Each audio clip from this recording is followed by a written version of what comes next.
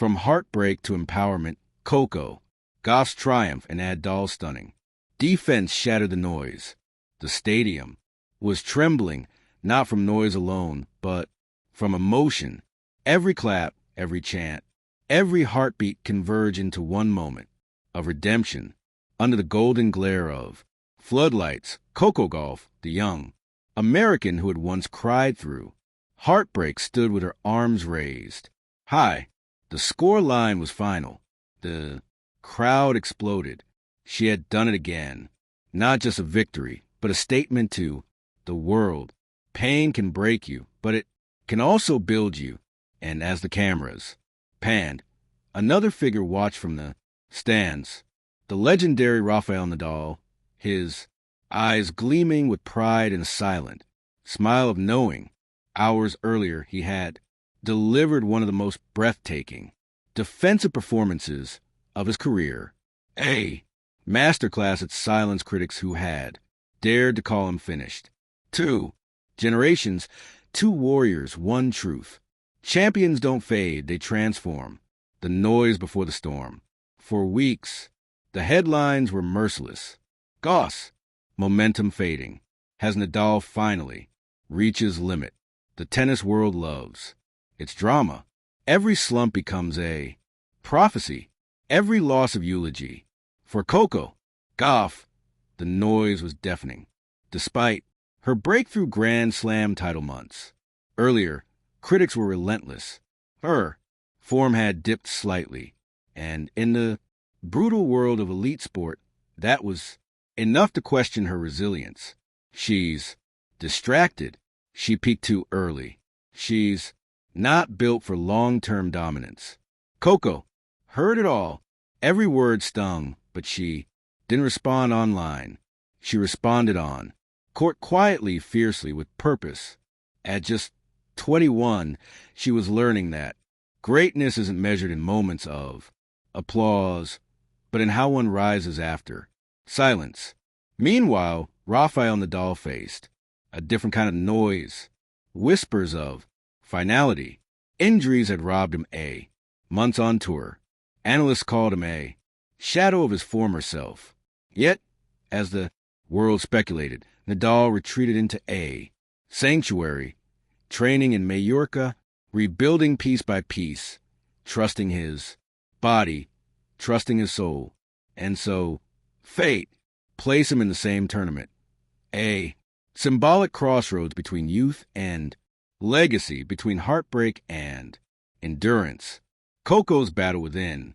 Coco's first few matches were all about reclaiming rhythm. Her movement was sharper, her backhand lethal, but it was her composure that turned heads. Gone was the anxious teenager. In her place stood a woman who knew who she was. In the 3rd round, she faced a rival who had previously beaten her twice, a hard-hitting Czech veteran with ice-cold precision. The first set slipped away, 4-6. The whispers returned, but Coco closed her eyes, steadied her, breathing, and smiled. That same calm, brave smile she learned from years of scrutiny. Stay present, she whispered to herself. Play your truth. What followed was electric. She stormed back, dictating rallies, sliding into impossible saves, painting corners like a master artist. When she finally sealed the win, 4-6, 6-2, 6-2, 3, she didn't scream. She simply looked at her box, raised a hand to her heart and mouth were just getting started. The world began to believe again. But Coco, she never stopped. Nadal's wall of iron. While Coco was rewriting her narrative, Nadal was defying physics. At 39, most players would have surrendered to time. But Nadal, as ever, was different. In his quarterfinal match, he faced a younger, faster opponent, a top 10 star half his age. The crowd expected a farewell performance. Instead, they witnessed a storm. Rafa's defense was otherworldly. Balls that should have been winners came. Flying back, kissed by spin and defiance, he chased, stretched, and counter-punched with warrior precision. Every rally drew gasps. His opponent grew frustrated, muttering under his breath as Nadal retrieved yet another impossible shot. Then came the point, a 32-shot rally that ended with Nadal lunging wide, flicking a forehand passing shot around the net post. The crowd erupted. Even his opponent applauded. That moment said it. Oh, Rafa wasn't here to prove he still had it. He was here to remind the world that heart has no expiration date. Paths converge.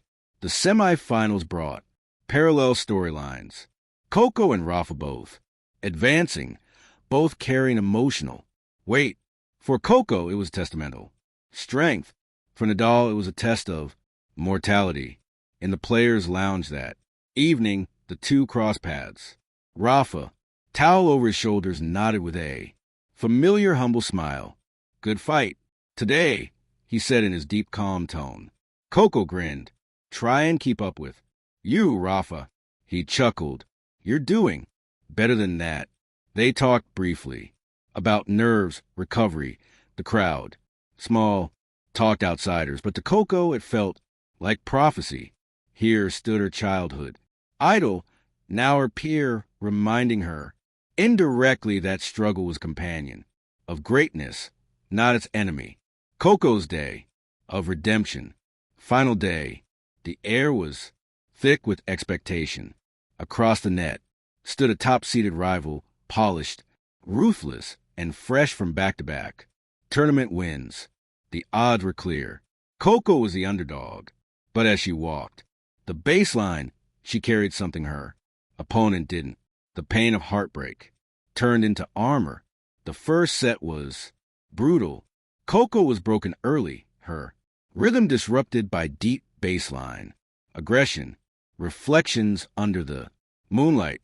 That evening after the celebrations, Coco found herself outside the players' lounge, sitting on a bench, overlooking the practice courts.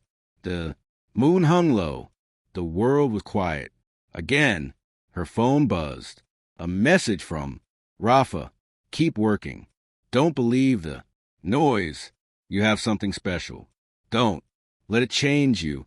She smiled, her eyes glistening. Thank you, Rafa, she whispered to herself.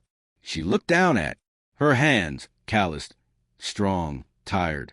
The same hands that had once trembled with fear now trembled with purpose.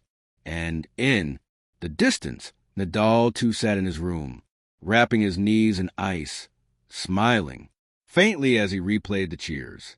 He knew the end would come someday, but not today, not yet.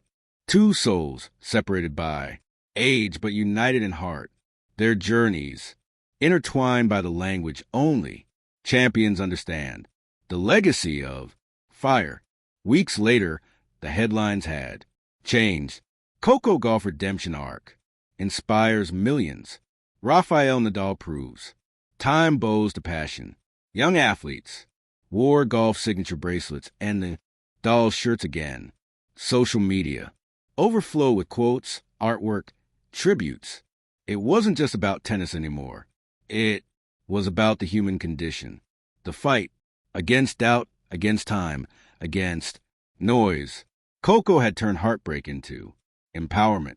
Nadal had turned doubt into defiance. And together they reminded us that the essence of greatness isn't in trophies, it's in persistence. As one journalist wrote, when Coco Gauff lifted her arms in triumph and Nadal clenched his fist in victory, they weren't celebrating wins. They were celebrating survival and the power to keep believing. Epilogue. The sound of silence. The courts are empty now. The crowds have gone home.